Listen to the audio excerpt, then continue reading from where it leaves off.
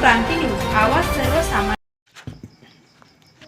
सिन्नर नायब तहसीलदार लाखो रुपयांची खंडणी घेताना एसीबीच्या जाळ्यात.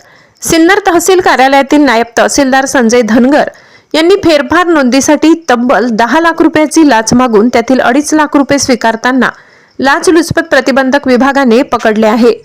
तक्रारदार यांची दोडी शिवारात जमीन असून या जमिनीच्या फेरफार नोंदीचा निकाल तक्रारदार यांच्या बाजूने लावावा म्हणून 10 लाख रुपयांची मागणी करण्यात आली होती. मात्र 2.5 लाख रुपयांवर तडजोड करण्यात आली.